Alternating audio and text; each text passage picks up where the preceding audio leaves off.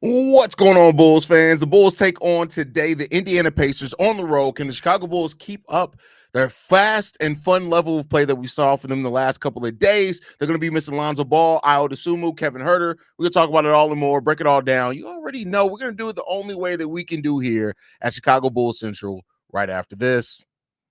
You are now tuned in to Chicago Bulls Central, hosted by Haize, your number one spot for all things Chicago Bulls.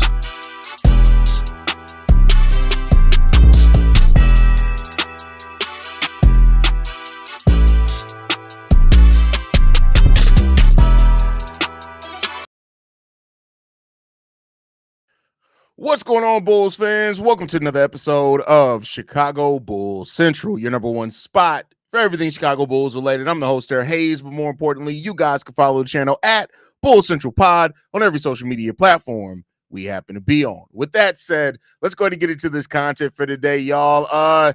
Yeah, man, it's going to be an interesting game today. Kevin Huerter, Lonzo, they're both out. Ayo Dosunmu, who's opting for season-ending shoulder surgery, he's out. Billy Donovan said that Patrick Williams will not be evaluated for another week, so he's not going to be playing today.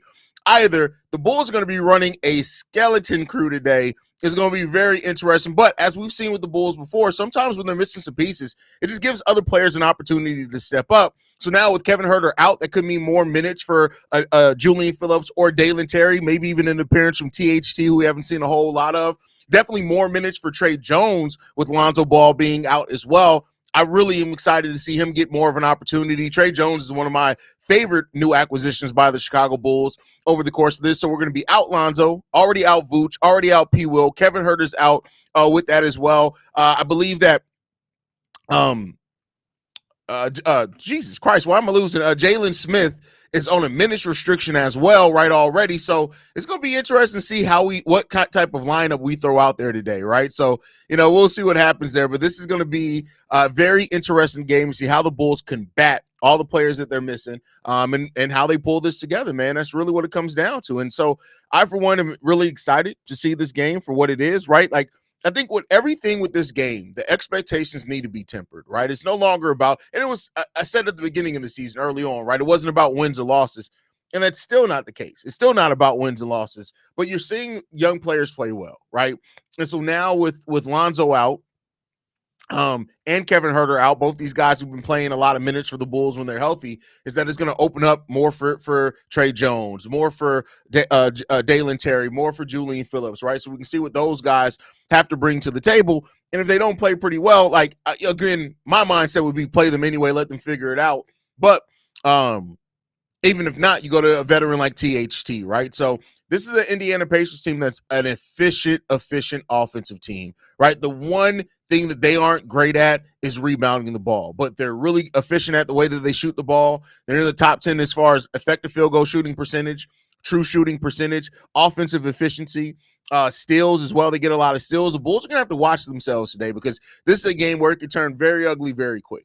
And so the Billy Donovan got to have these guys prepared. He got to be ready to coach, which we all know that doesn't always go the way with Billy Donovan. So we'll see what that ends up looking like for him. But, overall, man, this is going to be a game where matchups are going to matter, right? And I think if you look at our game so far against the Indiana Pacers this season, the matchups have ended up mattering a lot for either team, right? So how you match up, the Pacers are a relatively healthy team as well at this point in the season. You got to look out for that, especially with the Bulls dealing with all their injuries. But we already know, right? This isn't about wins or losses for the Bulls. I mean, it hasn't been this entire season. That's not going to change anytime soon. And so the Bulls just got to come into this one, and they got to be prepared. They got to have their head on a swivel. Benedict Mathurin is out, so there's that. He's a big part of that team. But other than that, everybody's here to go for the Indiana Pacers. So activity defensively, right? I think when you look at this recent run by the Chicago Bulls, when you begin in the activity level defensively from Josh Giddey, it really makes everybody else step up their game a little bit more defensively, right?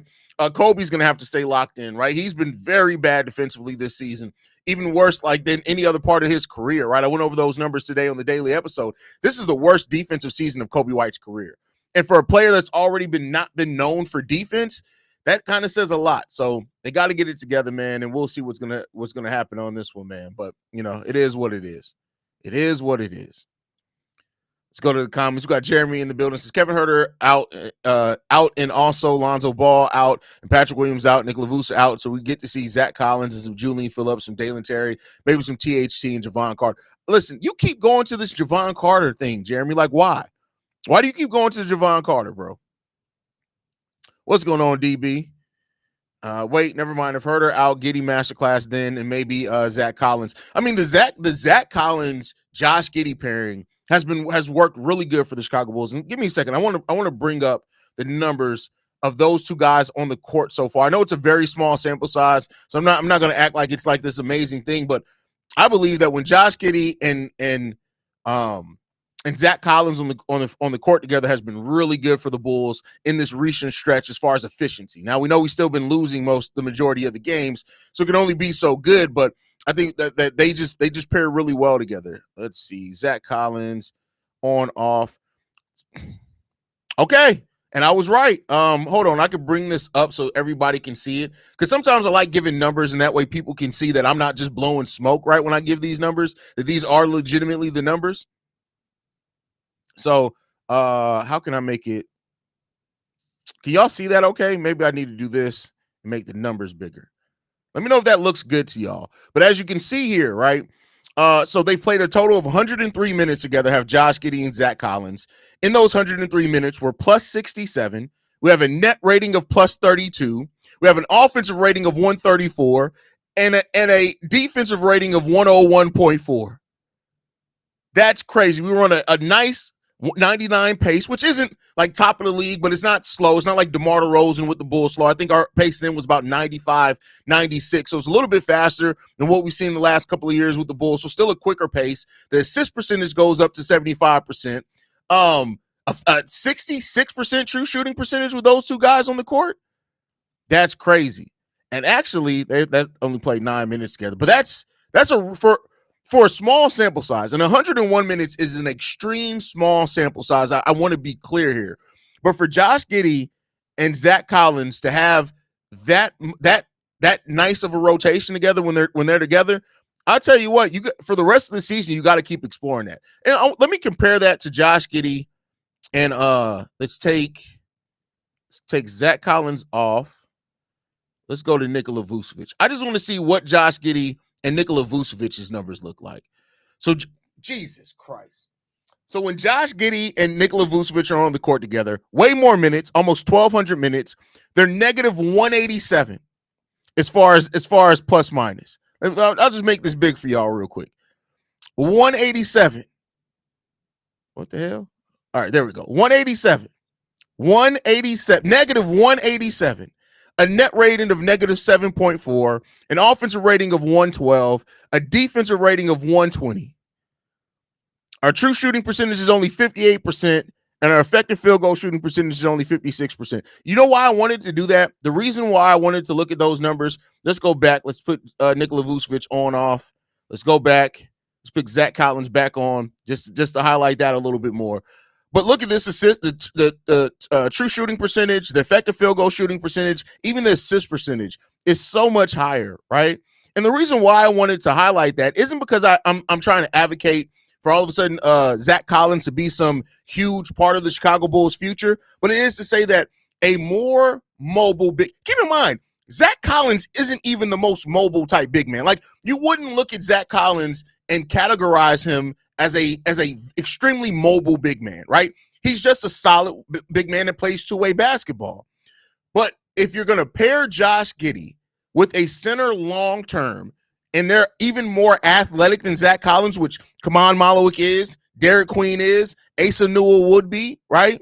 Even Danny Wolf would be. If you pair Josh Giddey with one of those guys long-term, that's the type of long-term pairing you want between a point guard and a center.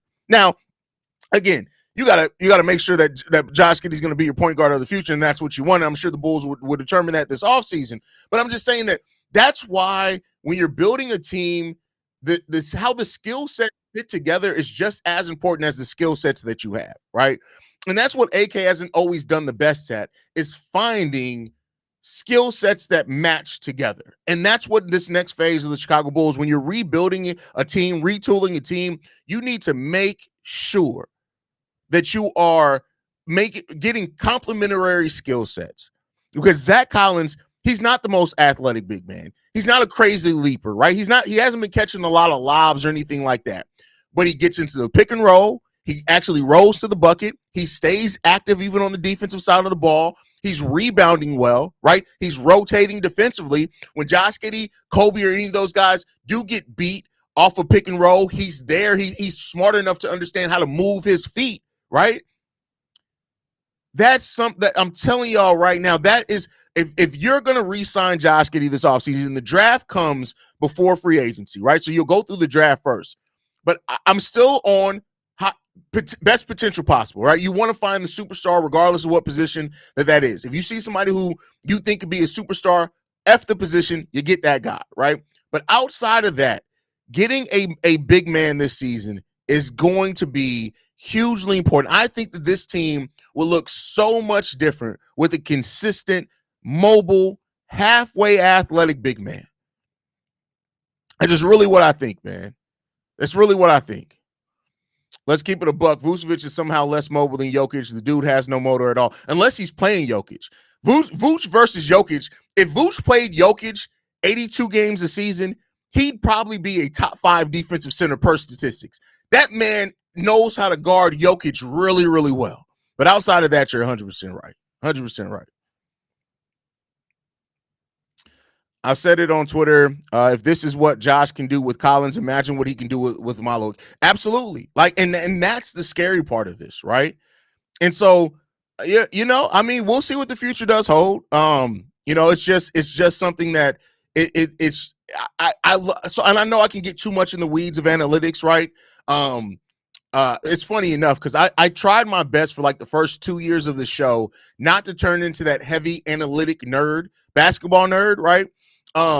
But then as I started trickling it in more, maybe it's just my style and the way I deliver it, but people have been a lot more appreciative of it than what I thought they would be. But I'm a basketball analytic guy, and I don't want to make the analytics. You want to pair the analytics with the eye test and with the traditional counting stats, right? You want to use all of those things in tandem to form a really well-rounded opinion, right?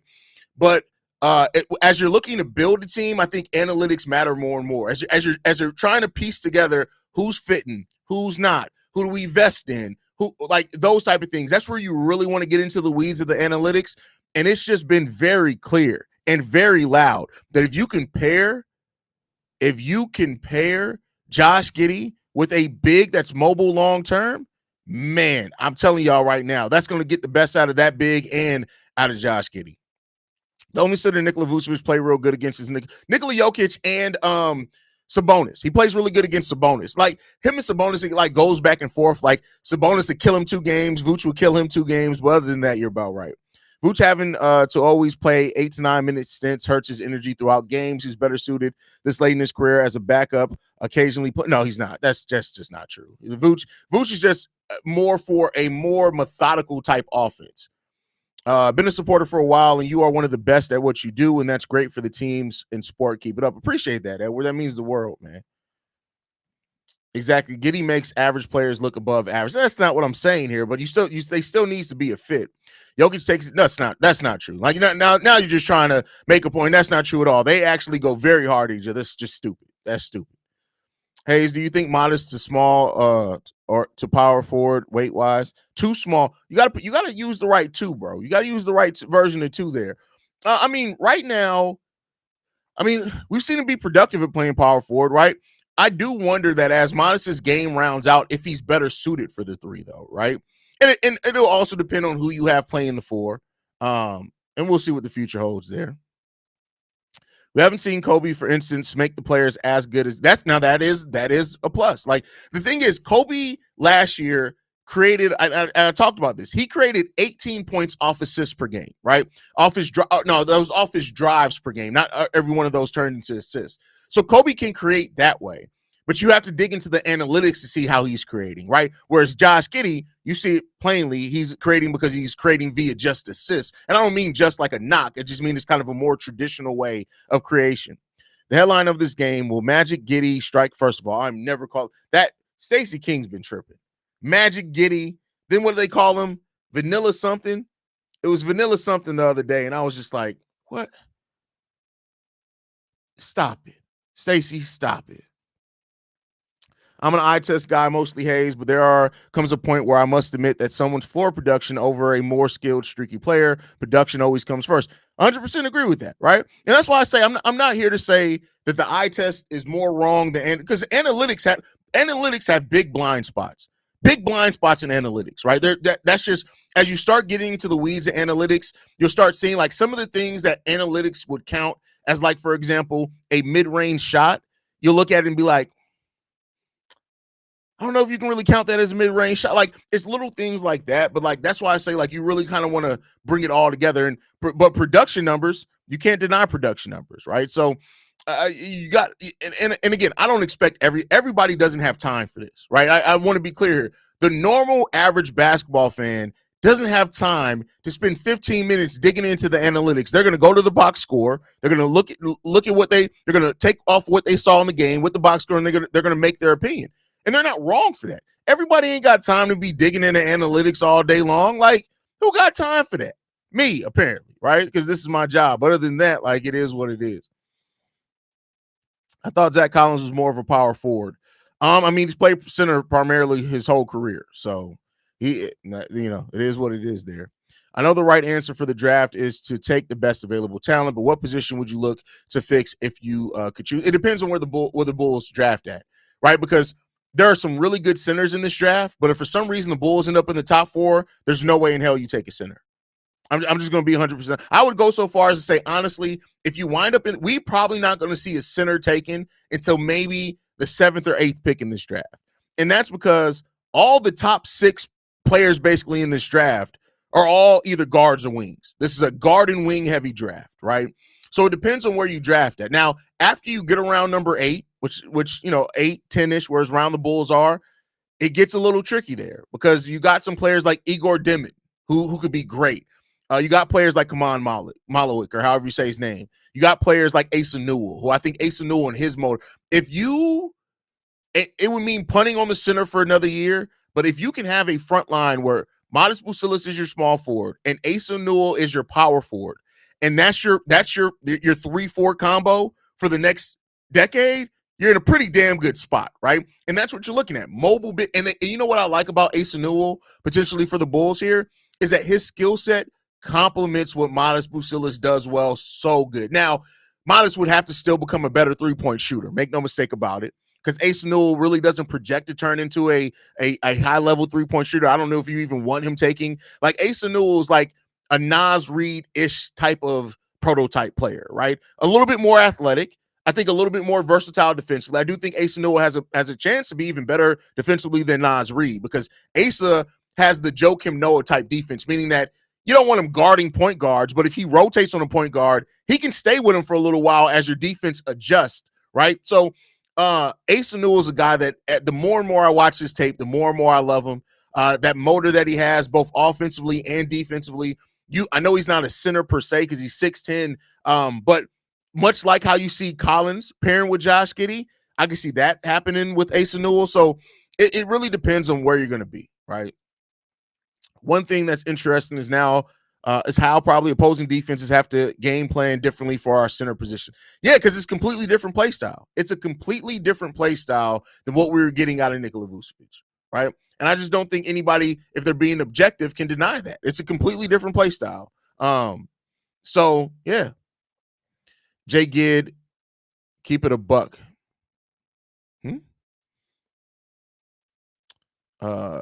Giddey was all prepared to play Chet Holmgren, who is more mobile. Vooch just not got that style. Do you hate English? Do you hate him? You hate the English language, bro? Because what is that? If Kyle Davidson can fleece the Florida Panthers and get rid of Seth Jones from the Blackhawks, AK should at least try to do his homework on the draft. Well, they better be doing their homework on the draft. That's a fact. I have a feeling it's going to be Queen. If we lottery high, it will be Harper. It really depends, man. Because I tell you what, like, I still probably would take Asa Newell over Derek Queen, to be honest with you. Here's the thing. Derek Queen has the higher floor. Asa Newell has the higher ceiling, right? And it really depends on how you value those two things, right? But here's the thing. And this is not a knock on Derek Queen. I think Derek Queen is going to make way more of his career, but there's a similar conversation that was had between Mo Bamba and Wendell Carter. Wendell had the higher floor. Mo Bamba was viewed to have the higher ceiling. How did that end up working out? Well, they both have struggled, so it is what it is there. I mean, Wendell's had a much better career than Mo Bamba. So, Haize, do you think with most of the players here, do you think some of them could be good off the bench? I know some of them are, but it looks like, in my opinion, we got our bench solved now. We just know because Kobe White's terrible off the bench. Io, he's the one that I'll look at and say, yeah, it's really good off the bench. Kevin Huerter, if you're trying to make that conversation, okay, but he's a free agent at the end of next year, and if he plays here, I think he's going to want to join a team that's more ready to go unless Modest turns into an absolute star next year and we're competing for a playoff spot. So I think he's gone. Trey Jones is probably gone at the end of the season, right? THT is not good if you're trying to actually compete. Javon Carter's a ball-headed hoe. He's gone at the end of next season.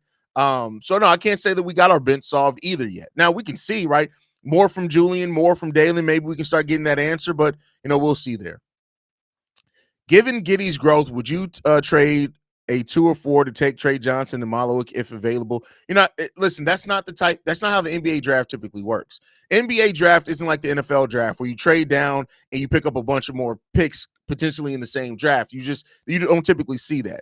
If you're trading down in the NBA draft more times than not, you're getting that team's pick in the first round, and you're getting maybe a future first or a future second in subsequent drafts. So I don't think there's any world in which the Bulls can walk away from Trey Johnson and Malowick. I just don't think that. Now, I do love Trey Johnson as a long-term pairing next to Josh Giddey. If Josh Giddey is your guy, if the Bulls come to the conclusion, Giddey is our point guard of the future, right? And we'll see if that's going to be the case via how much they invest in him. If that's what they come up with, Trey Johnson next to Josh Giddey long term, I'm not mad at that. Let's build an OKC type team as close as possible if AK can. Again, SGA special, but maybe we can land through the draft and trade one day for a top 20 to 30 guy. If the team is built well, that's our only hope. Yeah, but the OKC type thing is not something that's easily like replicatable. It's just not.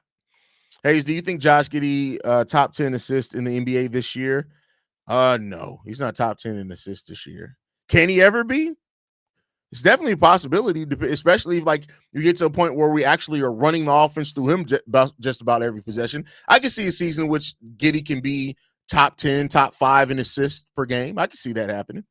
What up, Haize? With how well Zach Collins has played since coming here, would you resign him long term? He fits a lot of what we need and works officially with our young core. Well, we don't know what this team is going to be by then, right?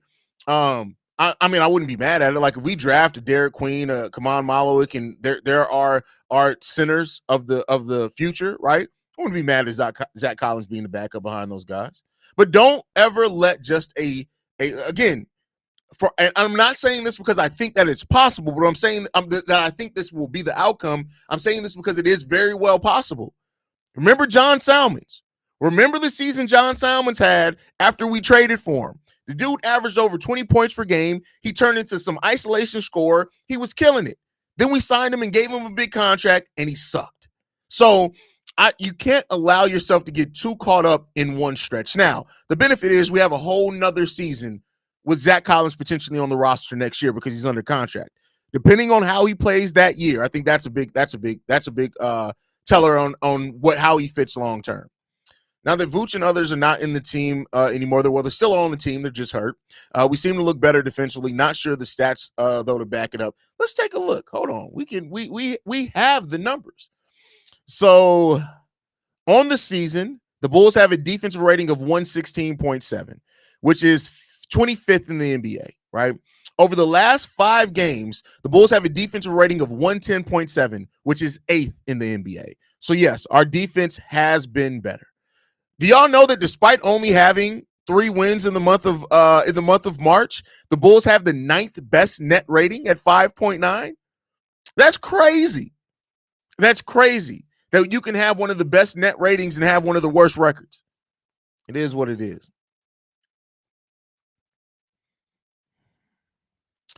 The getting magic crap and boozy vert from Stacy's the worst.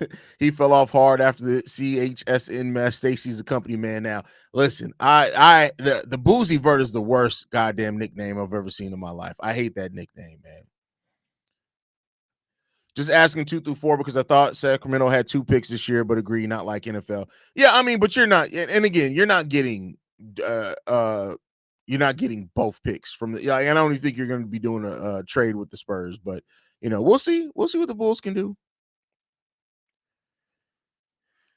Giddey is currently 12th per game this season and 10th for total assists this year. Is he? Shout out to Gids. Hold on, let's take a look. Shout out to Josh Giddey. Stats. Come on.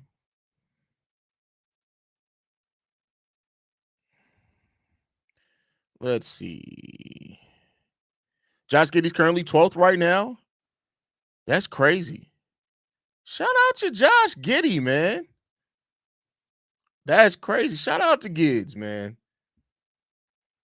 So, yeah, I mean, for the question to the answer, then can he get in top 10? Yeah, he can. He can.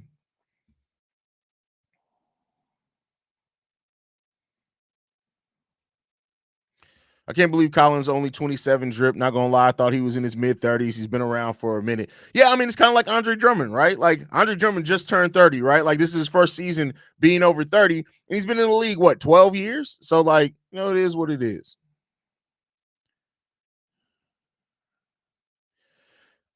Think every one of the reasons why Giddey's playing well is because Vooch is out. Not a knock on Vooch. Just feels like JG needs a big that can play off and do a lot more pick and rolls. Hey, I mean, you could be onto something there. And hopefully the team is looking at that as well, right? Damn, no Kevin, no Io, no Vooch. We're cooked. I mean, we were going to be cooked anyway. Like, why is everyone hating on Vooch? He's not the best, but he can still go on hot. It's not everyone. It's just this weirdo Ed. I don't know what he has it out for Vooch. Like, did Vooch smash your wife or something? Ed? Like you literally been in here whining about, we've been live for 27 minutes. You've been complaining about one man for 27. You should never let one man make you complain for 27 minutes, bro. Unless he smashed your mama, your wife, or your sister. There's no reason why. And maybe your sister's a whore. If your sister's a whore, you shouldn't be mad at that. Like, what? Why are you so mad at Vooch, bro? What happened? Bro, if the Bulls draft Ace Anunoby to pair with Giddey and Buzelis, the team is trying to be fun next season. Hey, I agree with that. I definitely agree with that. Haize been great with Sunday streams all day. Hey, appreciate that. I appreciate that.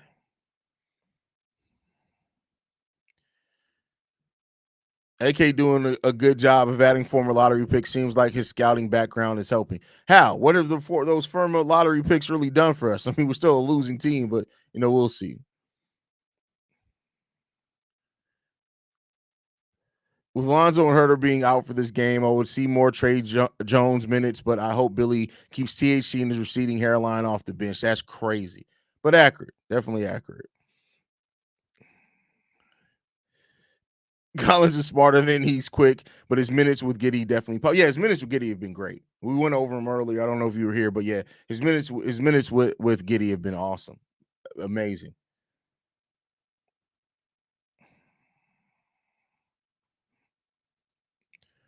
Big Vooch, that's hilarious.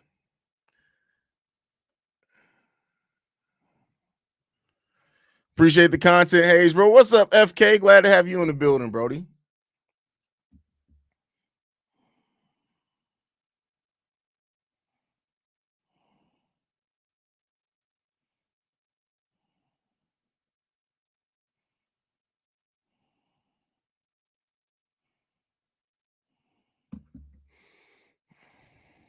$5:30 a.m. here in Freedom defending Australia. Shout out to you, brother. Shout out to you, man.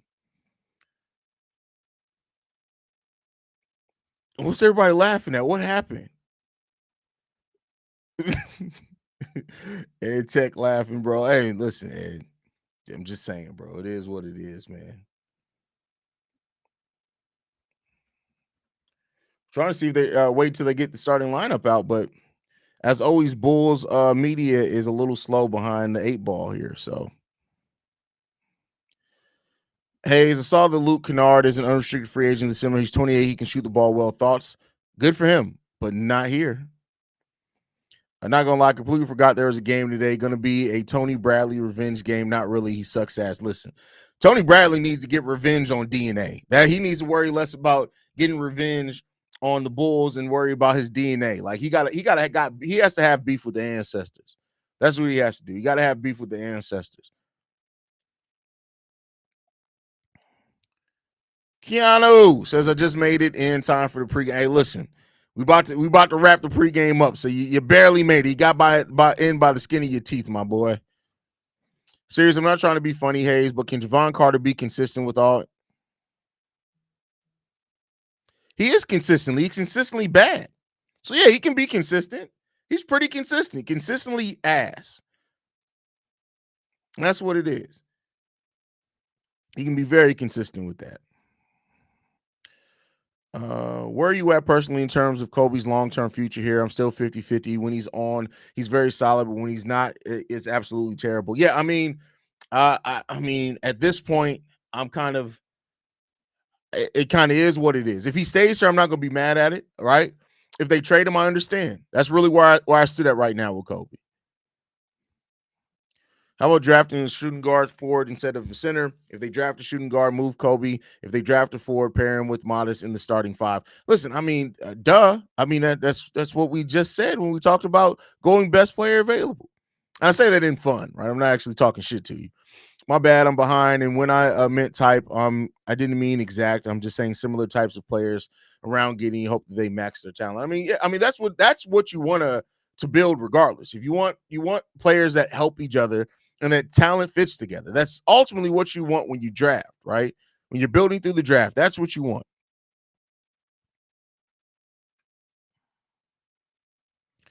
Early game today, I forgot about the Bulls game. Actually, that is funny. I never forget a Bulls game. It's just, it is what it is. Haize, that's fair. I appreciate your respect. Hey, I appreciate you, brother. I appreciate all y'all, man. Javon Carter, the Bulls' best player now that Zach gone. Ed, I'm about to put you in timeout, bro. Come on, Ed. Stop trying to troll, bro. Why you want to troll me? I'm not the Bulls. I'm Bulls. I didn't do nothing to you. Don't troll me. Troll the team. Don't come in here with that energy, bro. I ain't even go Petty Roosevelt on nobody today. Can't lie, Haize. You go a bit too hard on my guy, Javon. Let Unc rest. He's our primary vibes handler. No, first of all, no, he's not primary nothing. That's the problem. He sucks. Sucks ass. Cheeks. Ball-headed hoe. Catfish. He's the guy impersonating the basketball player, whatever you want to call him.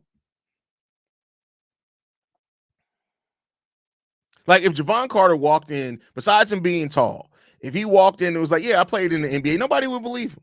Nobody would believe him. It would be like Unc telling crazy stories again. He played in the NBA.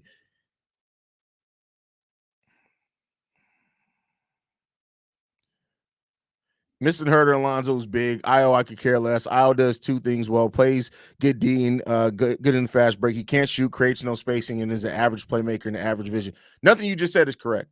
I would assume was a very good shooter. He got off to a slow start this season, but literally since last season, I would assume he has been one of the Bulls' best shooters. Just period. He's a more consistent shooter than Kobe White has been this season. Now, last year they were both hot. So that's not correct. He shoots the ball really well. He does create in the fast break as well. He finishes around the rim well. And he does not just act like he just plays good defense. I would assume was probably our best on-ball defender right now, even better than Lonzo on ball. Now, Lonzo's better off ball, but Io's probably our best on-ball defender right now. Period. Now, he's been hurt. That shoulder's definitely held him back quite a bit this season, towards the second half of this season. That's why I'm glad he's getting it done. But Come on now. Let's not act like he averages almost 50% shooting. He does average 50% shooting for his career. He's a 36% three-point shooter for his career. That's not, come on now. We got to stop the dumb shit. We got to stop the dumb shit. More Bulls games need to be played at this time from the UK so I can watch this game without having to be up 1, 2, 3 a.m. in the morning. Listen, you're talking about my life, my childhood. I grew up in Italy and Germany for a large part of my teenage years. So yeah, I get what you're saying. Why do people think we're slow to accept Giddey given his second year and stats as a fifth year here? It's a lot of it's narrative. Some of it also is who the Bulls traded to get him, right? Those are all things that play a part into it. And let's not act like Giddey didn't have a long stretch this season in a Bulls uniform where he was ass. He absolutely did. So, it is what it is. Josh Giddey, Kobe White, Dalen Terry, Modest Buzelis, and Zach Collins is your starting five for today. I would have loved to see Julian Phillips get an opportunity. I would have loved to see Julian Phillips and Modest Buzelis get a chance to be starting 3-4 together. But I'm not mad at Dalen. Let's see what Dalen can bring today, man. But all right, I appreciate you guys, man. Make sure you guys are following us at Bull Central Pod. You send us any feedback, questions, comments, concerns. BullCentralPod@gmail.com. Lastly, if you want to leave a text message and our voicemail for the mailbag, the number to do so, 773-270-2799. We're at number one spot for everything Chicago Bulls related, thanks to you guys. Like I like to end every episode on, go Bulls. Love you guys.